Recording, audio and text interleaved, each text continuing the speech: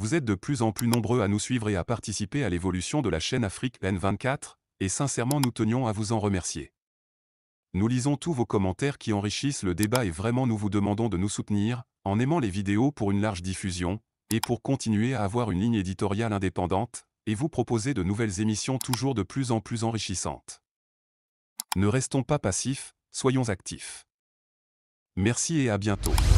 Demain sera un autre jour, nous serons lundi et nous entamerons une nouvelle semaine avec cet hommage officiel qui sera rendu au président de la Cour constitutionnelle. Vous avez été, maître Jean Yaoui-Degli, parmi les premières personnes à accepter témoigner suite à cette disparition. Nous vous avons interviewé pour quelques minutes il y a quelques semaines, donc fait quelques jours dans nos différents journaux. Pourquoi est-ce que vous avez accepté si promptement?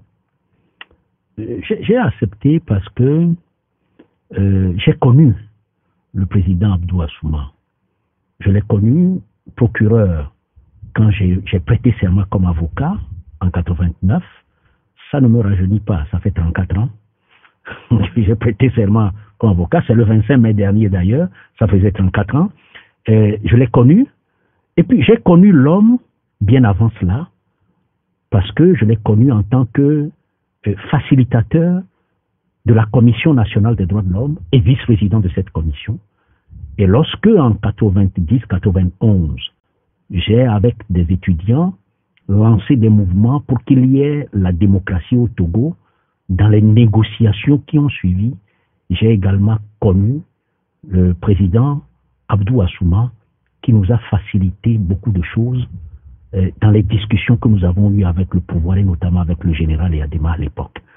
Je l'ai connu à cette période-là qui était une période difficile pour le Togo, et c'est un monsieur qui s'est, à son corps défendant, parce qu'il y avait beaucoup de personnes dans l'entourage du général Eyadema à l'époque qui ne voulaient pas entendre parler de ces choses-là, à son corps défendant, permis qu'un certain nombre d'évolutions aient lieu au Togo. Ça, je l'ai inscrit sur un rocher. Alors qu'on dise après que Abdou Assouma a commis des erreurs, a fait ceci, a fait cela, et qu'on ne soit pas d'accord avec lui, c'est un être humain. Acceptons qu'il puisse faire du bien, et qu'il puisse faire aussi des choses qui ne soient pas vraiment considérées comme du bien. Mais inscrivons ce que nous considérons comme mauvais sur du sable, et que le vent l'emporte définitivement. En tout cas, pour moi, les actes que Abdou Assouma avait posés dans les années 80 et 90 me permettent de le porter dans mon cœur comme quelqu'un qui a favorisé l'intérêt général des Togolais, même si Abdou Assouma et moi-même personnellement, avons eu des problèmes au niveau du gouvernement, et les gens m'ont demandé, mais oui, c'est lui qui a signalé à Adema à l'époque que vous avez dit qu'il est de mauvaise foi, et vous avez fait un exil. Non, non, ce n'est pas ça. Un être humain, c'est un être humain. Pour faire du bien, il faut vraiment de la volonté, il faut être très fort. Mais pour faire du mal, c'est très facile. Ce que Abdou Assouma a fait de bien, je préfère que cela soit gardé. On parlait de facilitateur au début des années 90. C'était quoi la facilité? C'est-à-dire, lorsque dans les années 90, au début des années 90, nous avons engagé un mouvement pour les libertés au Togo, liberté d'association, liberté de presse et autres, la démocratie. Nous avons demandé l'amnistie pour tous les exilés, une amnistie générale. Nous avons demandé le multipartisme et la démocratie, les droits de l'homme. Le régime du général Eyadema n'était pas du tout favorable. À un moment donné, avec le Fonds des associations pour le renouveau que nous avons créé avec Madi Aovi-Agboibo à la tête, nous avons engagé des négociations avec le pouvoir. C'était un bras de fer au départ, et à partir d'un certain moment, le général Eyadema a accepté de négocier. Et quand nous avons commencé les négociations, il y avait des caciques du RPT, Rassemblement du peuple togolais, autour du général Eyadema, qui faisaient en sorte que le général, qui n'était pas quelqu'un, c'est un militaire, pas habitué à des histoires de démocratie, droits de l'homme, tout ça, surtout à cette époque où on parlait en Afrique de régime fort, à chaque fois qu'on arrivait à une certaine étape, il y avait blocage. Le général ne trouvait pas qu'il fallait franchir certains caps. Et quand on arrivait à ce niveau-là, Abdou Assouma, ayant réussi déjà avec Agbouibo, à convaincre Eyadema de la mise en place d'une commission nationale des droits de l'homme, ce qui était une première en Afrique à l'époque. Il y avait dans aucun pays africain une commission nationale des droits de l'homme en 87. Et cette commission nationale des droits de l'homme, c'est elle qui a permis de commencer à parler pour la première fois de protection des droits de l'homme au Togo et nous a beaucoup aidé pour ce qui va suivre. Donc en 90, 91, à chaque fois qu'on était dans une situation de blocage, on faisait intervenir Assouma, qui avait l'oreille attentive du général Eyadema, pour le convaincre sur le fait que ce que nous voulions, ce n'était ni la mort de l'un ni la mort de l'autre, ce n'était pas sa mort, ce n'était pas son humiliation, mais c'était pour l'intérêt général. Et il réussissait à parler avec le général ayant confiance en lui, il réussissait à faire déboucher un petit canal pour que nous puissions avancer. Ça, c'est quelque chose qu'il faut retenir. Voilà. Vous parlez de Maître Yovia Agbouibo, vous évoquez Abdou Assouma. À cette époque, par exemple, on sait, Maître Yovia Agbouibo, il portait un certain nombre d'idéaux, notamment la question des libertés. Mais Abdou Assouma, il était de quel côté? Il était RPT à cette époque? Abdou Assouma était du RPT, était le procureur de la République, il était un proche du général Eyadema. Mais je crois qu'il avait compris à l'époque que tout ce que l'on demandait, ça allait dans le sens de l'intérêt de ce pays. Et à ce titre-là, il a participé. Et d'ailleurs, les gens lui en ont voulu pour ça. Et lorsque l'on parle aujourd'hui du changement de Abdou Assouma, avec un certain nombre de comportements, même avec ce que lui et moi avons eu au niveau du gouvernement, je me dis peut-être que ces explications se trouvent là. Qu'est-ce qui s'est passé? Pendant que Abdou Assouma avait aidé et que nous étions rentrés dans cette période de transition, eh bien, à un moment donné, les jeunes sont partis s'attaquer à ce monsieur à sa maison. Ils ont cassé sa maison. Oh, deux thèses s'affrontent sur cet événement. Certains pensent que c'est les jeunes qui supportent l'opposition qui sont partis le faire, parce qu'il a été le procureur de la République qui a requis dans le procès Logo Doglo, avant le 5 octobre, le 21 septembre, qui a débouché sur le 5 octobre. D'autres pensent que c'est ceux qui n'étaient pas d'accord avec lui autour du général Eyadema qui ont manipulé les jeunes pour aller lui régler des comptes. En tout cas, ce qui s'est passé, c'est que Abdou Assouma avait eu sa maison détruite. C'était où la maison? Je ne connais pas exactement l'emplacement, je ne peux plus vous dire aujourd'hui. Les années sont passées. Il a eu sa maison détruite et il s'est retrouvé, un père de famille s'est retrouvé chez Eyadema à Lomé 2. C'est là-bas qu'il s'est retrouvé pendant des semaines, pendant des mois. Vous savez, un être humain, c'est un être humain. Hein? Pendant ce temps, qu'est-ce que ce monsieur va penser? Il aura l'impression qu'il a joué un rôle, peut-être qu'il s'est retourné contre lui, qu'il a donné quelque chose à des gens qui sont ingrats à son égard, et peut-être que cela a pu justifier certains changements. Je ne dis pas que c'est forcément cela, mais c'est mon analyse personnelle. Est-ce que, par exemple, vous avez dit tantôt que vous avez eu ce qui est arrivé au niveau du gouvernement entre lui et vous personnellement.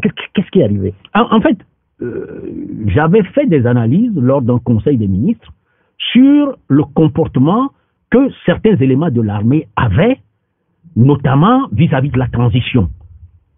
Aller casser des choses, aller à la radio pour faire des communiqués contre le gouvernement, et casser les urnes et tout ça. Et je crois que c'était le 3 juin 1992. Et j'avais dit que quand on voit cela, et qu'on voit que tous ces gens-là répondent au doigt et à l'œil au général Eyadema, la solution à laquelle, ou bien la conclusion à laquelle j'aboutissais, c'est que le général Eyadema est de mauvaise foi. En tant qu'organe de la transition, sa façon de faire et de nous dire chaque fois qu'il n'est pas au courant qu'il est de mauvaise foi et que je pense qu'il est fondamentalement de mauvaise foi. Et quand je l'ai dit, Abdou Assouma n'était pas d'accord. Il avait dit que non, que je ne devais pas traiter le président de la République de mauvaise foi. Il a quitté le gouvernement et il a rendu compte à Lomé 2. Et après, le général Eyadema a demandé qu'on me ramène mort ou vif. Il y a eu des réunions à l'état-major à Agoué avec les Biténéwé et autres à l'époque pour qu'on me ramène mort ou vif. J'ai échappé à des attentats, notamment à Décon, et à un moment donné, j'ai dû démissionner et quitter le gouvernement. Et donc les gens me disent, mais en fait c'est lui qui a fait, parce que c'est lui qui est parti rapporter au général Eyadema. Non, je ne prends pas les choses de cette façon. Peut-être c'est sa façon de manifester de la gratitude et de montrer à Eyadema qu'en fait tout ce qu'il a fait jusque-là, ce n'était pas contre lui, Je ne suis pas le genre de personne à ne tenir compte que de ce conflit, je dirais, peut-être un peu personnel, pour juger un être humain. Abdou Assouma a fait des choses que je considère comme importantes, je les prends. Ce qui est intervenu entre lui et moi, je le mets de côté. Il était ministre donc dans le gouvernement de transition. Oui, il était chargé des forces armées. Il était chargé des forces armées. Ouais. Ministre de la Défense. Oui, ministre délégué auprès du Premier ministre chargé des forces armées. Retournons un peu avant la conférence nationale. Vous avez dit qu'il était facilitateur, il était vice-président de la Commission nationale des droits de l'homme. Que savez-vous de lui en tant que défenseur des droits de l'homme? Abdou Assouma a beaucoup aidé. Avec la Commission nationale des droits de l'homme, les centres de détention comme le centre qu'on a appelé Agombio ou Kasaboua, c'est Assouma en tant que procureur qui connaissait ces centres-là et qui y a mené Maître Agboibo pour faire les constats, faire les enquêtes, les rapports et obliger le général Yadema à mettre fin au traitement de torture et autres que les gens avaient dans ces centres-là. Donc, ces actes-là que le monsieur a posés, on ne peut pas les considérer comme des actes négatifs. Et c'est des actes qui sont des actes humanistes. Et quand on juge quelqu'un, je crois que, à mon sens, il faut le prendre, remettre à César ce qui est à César, à Dieu ce qui est à Dieu, mais quand on prend un homme, il faut aussi reconnaître les bienfaits. Et je crois qu'il faut surtout insister sur les bienfaits. Assouma a fait tout un travail. Les prisons, Agboibo ne pouvait pas, même en tant que président de la Commission nationale des droits de l'homme, avec tout le pouvoir qu'on lui a donné, il ne pouvait pas aussi facilement les connaître et les intégrer. Les centres de détention cachés, et Abdou Assouma avait joué un rôle, surtout étant proche de Yadema. Quand lui et Agboibo faisaient ce travail-là, les gens étaient beaucoup plus ouverts. Ceux qui sont, à l'époque, tout le monde était pratiquement du côté du général, tous les fonctionnaires, tous les militaires, tous les policiers. Quand Abdou Assouma se rendait à un endroit ou téléphonait pour dire que la Commission nationale des droits de l'homme doit faire ceci, c'était beaucoup plus facilement accepté que si c'était Yaovi Agboibo seul qui le faisait. Ces deux hommes ont joué sans doute d'importants rôles pour l'avènement du processus démocratique au Togo, notamment au niveau de la CNDH. Est-ce que c'est Agboibo qui aurait influencé Maître Abdou Assouma ou c'est cette époque-là qui a fait que, à un moment donné, ils se sont retrouvés à faire des défenses des droits de l'homme leur credo? À mon avis, les deux se sont liés d'amitié un peu à un moment donné. Agboibo est avocat, Assouma a été substitut du procureur et puis ensuite procureur. Et je crois que les deux se sont connus, ont dû discuter. Et vous savez, Maître Agboibo est quelqu'un de, comme je dis, d'assez efficace et d'assez rusé. Quand il veut quelque chose, il aboutit toujours. Je crois qu'il a profité de l'amitié qui le liait avec Assouma pour amener Assouma à être son compagnon, je ne dirais pas son complice, dans cette volonté de faire en sorte que le Togo devienne une place forte de respect des droits de l'homme. Hélas, aujourd'hui, nous avons perdu beaucoup de choses, mais à l'époque, quand on parlait de Commission nationale des droits de l'homme, le Togo était vu comme, disons, une place forte pour faire triompher la cause des droits de l'homme en Afrique. On a vu Abdou Assouma, je ne sais pas si vous étiez à ce colloque international consacré à Maître Yaovi Agboibo. Il a très bien parlé de Maître Yaovi Agboibo. Je disais tantôt dans mon introduction, si les morts se retrouvent, sans doute que les deux allaient déjà se retrouver et parler du Togo. Si éventuellement c'est possible, que vont-ils commencer par dire du Togo qu'ils ont laissé? Je pense qu'ils vont se dire beaucoup de choses, aussi bien dans le positif comme dans le négatif. Aussi bien Yaovi Agboibo que Abdou Assouma ont fait des choses très positives, mais également il y a un côté négatif.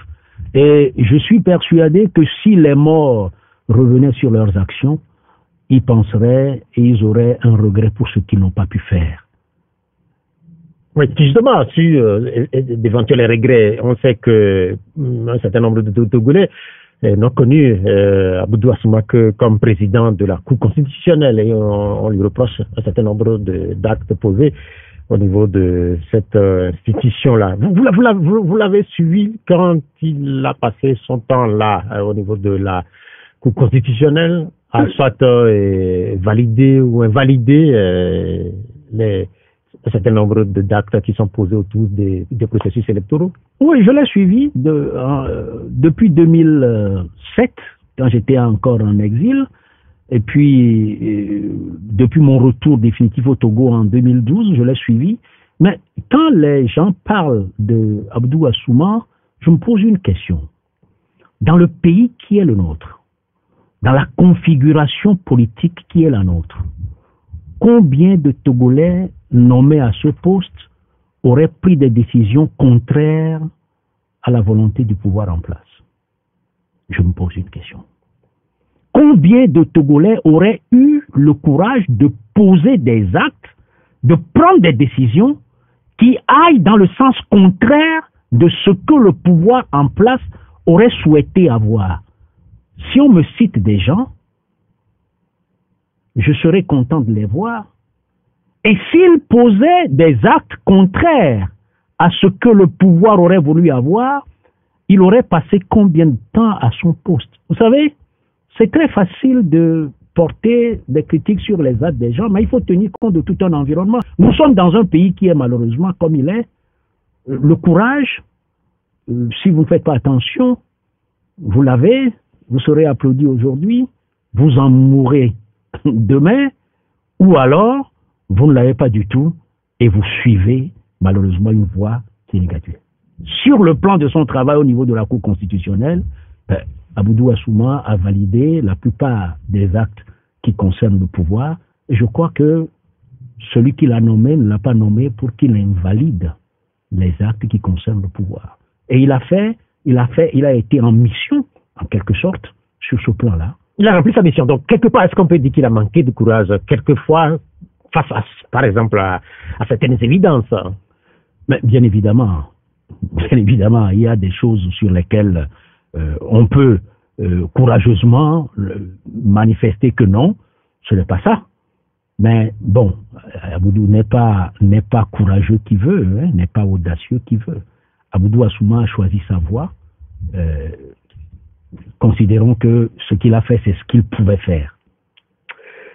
Vous m'avez rapporté un jour, suite à une émission ici, et ça m'est resté, vous avez rapporté que juste après l'émission, Abdou Assouma vous a appelé depuis Paris parce qu'on lui aurait rapporté que vous aviez dit un certain nombre de sujets concernant le processus togolais autour des années 90, comme vous l'avez fait un peu là. Et vous aviez surtout dit que cela témoigne de la qualité de l'émission et de l'audience que cette émission a. Mais ces derniers temps, je ne sais pas, là, malheureusement, on ne peut plus lui rapporter ce que vous êtes en train de dire de lui, mais quels ont été les derniers rapports éventuels que vous avez eus avec lui? Est-ce que vous êtes parlé ces derniers temps? Est-ce que vous êtes vu? Comment c'était? Je lui ai parlé en 2022. Oui, je me rappelle en 2022. Ça devait être en début d'année. Où il m'a appelé parce que j'étais avocat d'un de ses proches. Et la personne était partie lui dire, et il m'a appelé. Et bon, il m'a dit, petit frère, bon, telle personne est venue me voir avec son dossier, il m'a dit que c'est toi qui es déçu, et je lui ai dit, en tout cas, tu es en de bonnes mains. Bon. Et puis après, bon, on a rigolé un peu. Mais il y a quelque chose, il y a une petite anecdote. Que lui et moi, on avait l'habitude, c'est une petite phrase.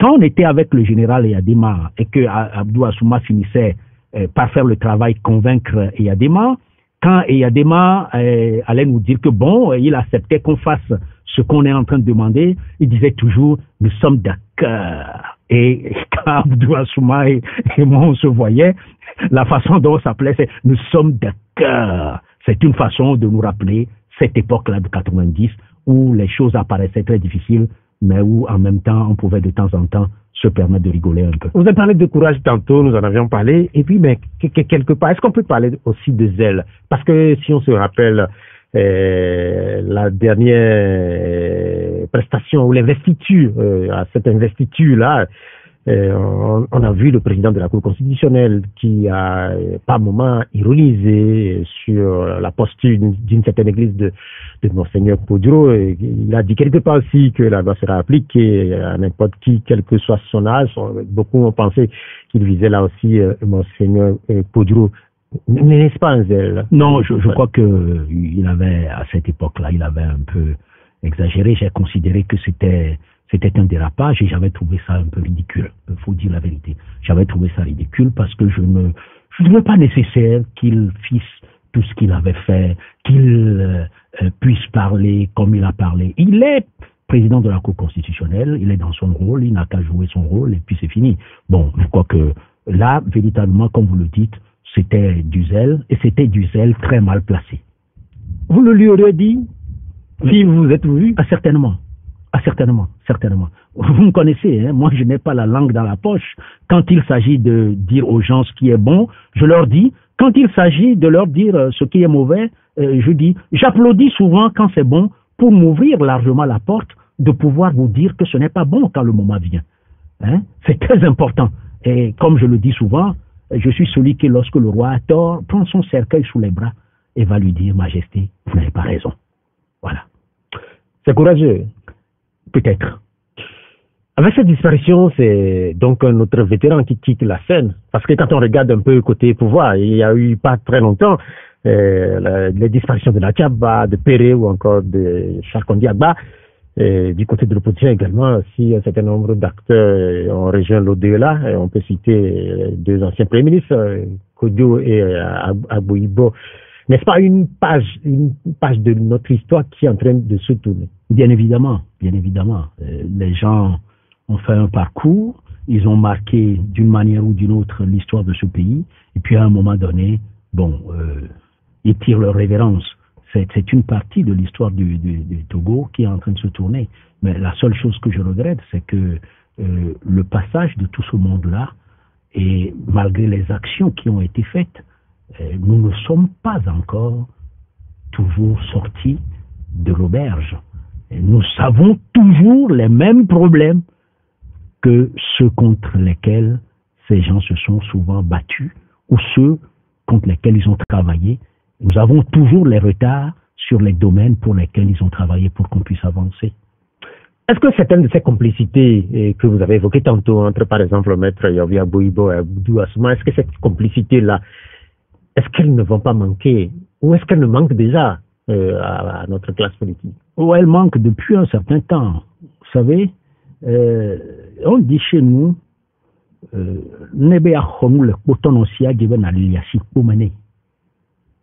pour prendre quelque chose entre les mains du bossu, il faut savoir lui caresser la bosse. Et pour caresser la bosse du bossu, quelquefois, il faut approcher quelqu'un qui est proche du bossu. Malheureusement, aujourd'hui, on a l'impression que les gens sont un peu dans des zones, il y a toujours l'antagonisme. Et quand il n'y a pas l'antagonisme, en fait, c'est le double jeu. À l'époque, les gens étaient francs et sincères. Agbouibo avait de très bonnes relations avec Yadema, mais ce qu'il voulait, il le voulait. Il est passé par Assouma, il a utilisé Assouma pour l'obtenir. Aujourd'hui, on a l'impression que les gens ne veulent rien pour le pays, mais veulent essentiellement des choses pour eux-mêmes. Et ceux qui veulent quelque chose pour le pays n'ont pas la possibilité de convaincre ceux qui sont avec le régime pour pouvoir faire avancer le pays. Et c'est dommage. C'est dommage. Donc on n'a plus les Agbouibo, on n'a plus les Abdou Assouma. Je n'en vois plus. Malheureusement, je n'en vois plus. Des gens qui sont capables d'être des deux côtés, ok, dans l'opposition, l'autre dans le pouvoir, ou bien la société civile, l'autre dans le pouvoir, discuter, arriver à trouver un point qui permet de faire avancer le Togo sur le plan de l'intérêt général et convaincre le pouvoir de réagir en ce sens et de faire avancer, je crois que malheureusement, il n'y en a plus. Vous êtes de plus en plus nombreux à nous suivre sur Afrique N24, et vraiment nous tenions à vous en remercier. Nous lisons tous vos commentaires qui enrichissent le débat et vraiment nous vous demandons de nous soutenir pour continuer à avoir cette ligne éditoriale indépendante, et vous proposer des émissions toujours de plus en plus enrichissantes. Merci et à bientôt. Likez la vidéo si ce n'est pas déjà fait. Laissez aussi votre point de vue en commentaire. Abonnez-vous et cliquez aussi sur la petite cloche de notification pour ne rien rater de nos prochaines vidéos. N'oubliez pas de partager aussi la vidéo et de la liker.